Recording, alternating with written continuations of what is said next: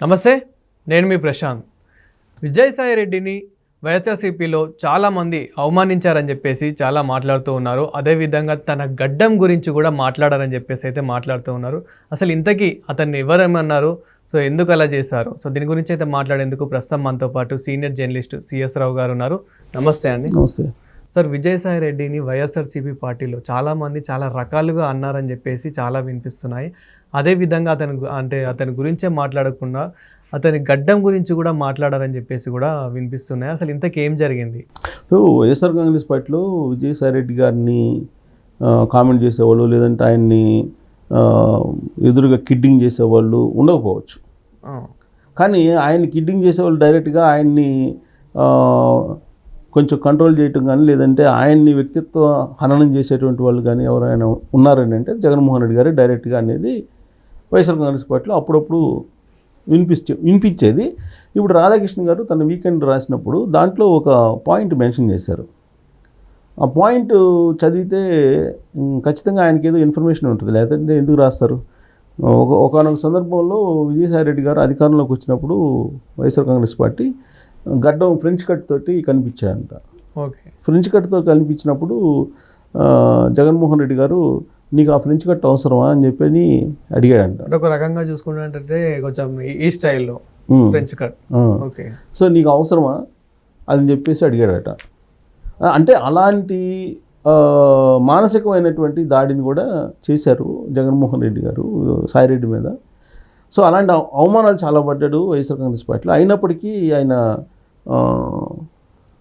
వైఎస్ఆర్ ఫ్యామిలీకి అలానే ఉన్నారు, అనేక బాధలను కూడా ఆయన కొనసాగిస్తూ ఉన్నారు అనేది ఆయన రాసినటువంటి వీకెండ్లో అంశం.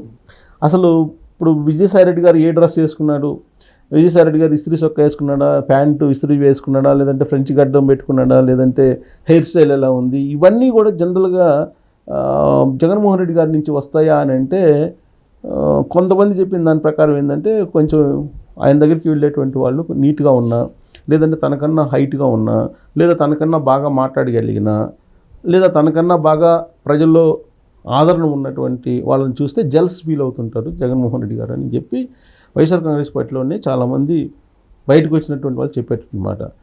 అది బయటకు వచ్చినటువంటి వాళ్ళు చెప్పేది కాబట్టి మనం పూర్తి స్థాయిలో విశ్వసించాలా లేదనేది అది మన ఇష్టం అది. కానీ వైఎస్ఆర్ కాంగ్రెస్ పార్టీ నుంచి బయటకు వచ్చినటువంటి వాళ్ళు ప్రత్యేకించి రఘురామకృష్ణరాజు గారు కానీ, లేదంటే హీరో రాజశేఖర్ కానీ, first hero Rajasekhar YSR Congress party నుంచి బయటకు వచ్చిన తర్వాత రావాల్సినటువంటి పరిస్థితి అప్పట్లో ఏర్పడింది. రాజశేఖర రెడ్డి ఉన్నప్పుడు హీరో రాజశేఖర్, జీవిత ఇద్దరు కాంగ్రెస్ పార్టీలో జాయిన్ అయ్యారు. తర్వాత కాంగ్రెస్ పార్టీ నుంచి వైఎస్ఆర్ కాంగ్రెస్ పార్టీలోకి వచ్చారు.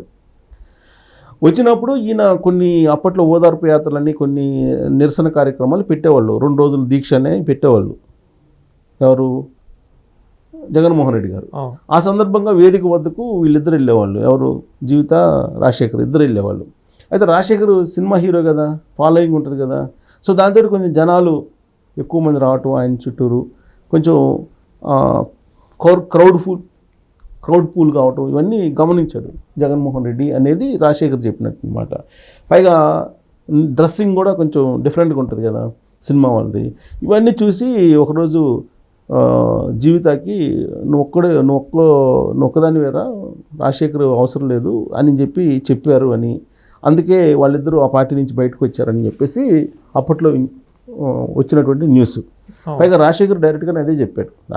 రాజశేఖర్ కూడా మీడియాకి చెప్పాడు ఆ విషయం.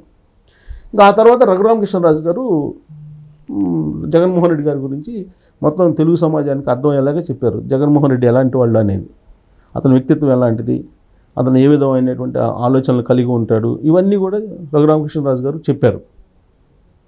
ఇప్పుడు రాధాకృష్ణ గారు తన వీకెండ్లో రాసినటువంటి ఒక పాయింట్ తీసుకుంటే, విజయసాయి రెడ్డి గారిని కూడా ఈ డ్రెస్సింగ్ విషయంలో కానీ, లేదంటే ఫ్రెంచ్ కట్ గడ్డ విషయంలో కానీ అతన్ని కిడ్డింగ్ చేశారు అని చెప్పి మరి ఈయన పొందుపరిచినటువంటి ఆ సెంటెన్స్ని బట్టి అర్థమవుతుంది. అంటే ఇలాంటి అవమానాలు ఇంకా ఎన్నో పడి ఉండొచ్చు. రాధాకృష్ణ గారి దృష్టికి వచ్చింది అదొకటే. అవును, బహుశా విజయసాయి రెడ్డి గారు అనేక పడి ఉండొచ్చు. ఎందుకంటే మనం హీరో రాజశేఖర్ కానీ లేదంటే రఘురామకృష్ణరాజు గారు కానీ ఇంకా చాలామంది వైఎస్ఆర్ కాంగ్రెస్ పార్టీ వాళ్ళు చాలామంది చెప్పారు ఇలాంటి సేమ్ కామెంట్సే. జగన్మోహన్ రెడ్డి గారి యొక్క మెంటాలిటీ ఎలా ఉంటుంది, ఆయన మనస్తత్వం ఎలా ఉంటుంది, ఇవన్నీ చెప్పారు. ఇంచుమించుగా అందరూ అలానే చెప్పారు, ఇంచుమించుగా. కాబట్టి ఇక నమ్మడమా నమ్మకపోవడం వాళ్ళు చెప్పింది అనేది వినేవాళ్ళ ఇష్టం. మనం వీడియో చూసే వాళ్ళ ఇష్టం. అది మనం ప్రత్యేకంగా అతను అలాంటి వాడని చెప్పడానికి లేదు. ఎందుకంటే నేను ఒకసారి ఆయన దగ్గరికి వెళ్ళాను, ఆయన ఆహ్వానిస్తే. నేనంటే ఒక్కడినే కాదు, నాతో పాటు ఒక 10-15 మంది జర్నలిస్టులు ఉన్నారు. 2019లో ఆయన పాదయాత్రకు పోవడానికి ముందు కొంతమందిని పిలిచారు, న్యూట్రల్ జర్నలిస్టులని, నిష్పక్షపాతంగా జర్నలిజం చేసేటువంటి వాళ్ళు కొంతమందిని వాళ్ళే ఐడెంటిఫై చేసుకున్నారు అప్పట్లో. సరే, ఇప్పుడు నేను ఆయనకి ఆ కోణం నుంచి కనపట్లేదు, అది వేరే విషయం. ఆ పార్టీ వాళ్ళకి కూడా కనపట్లేదు.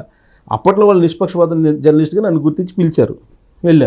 వెళ్ళినప్పుడు ఆయన చెప్పి విశ్వసనీయత, విలువలతో కూడినటువంటి రాజకీయాలు ఉండాలి.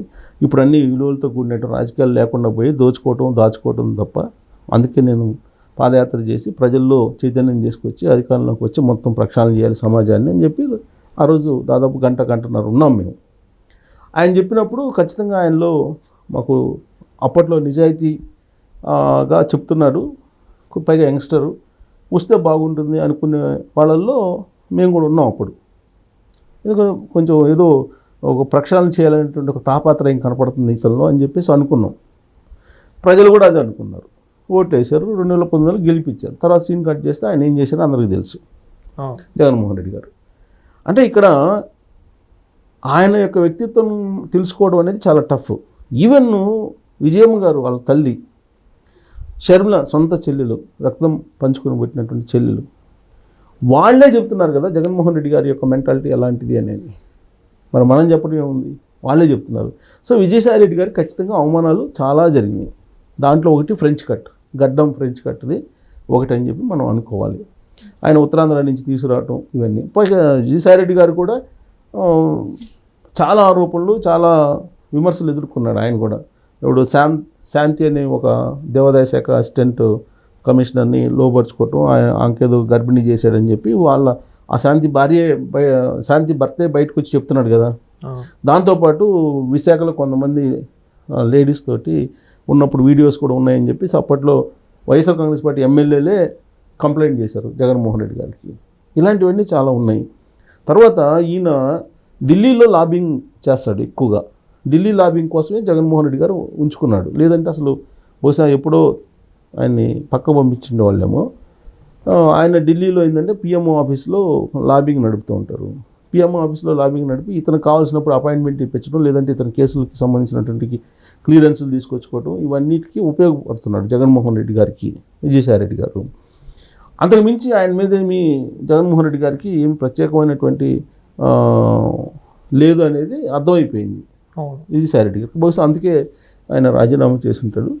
కాకపోతే వీళ్ళిద్దరి మధ్య చాలా ఇప్పుడు ఫ్రెంచ్ కట్ గడ్డనే చూడలేని పరిస్థితుల్లో జగన్మోహన్ రెడ్డి గారు ఉన్నారంటే, ఇన్ని రోజుల పాటు మరి విజయసాయి రెడ్డి గారు ఆయనతో ట్రావెల్ అయ్యారని అంటే ఈ మధ్యకాలంలో ఎన్ని రకాల ఇబ్బందులు పడి ఉండొచ్చు.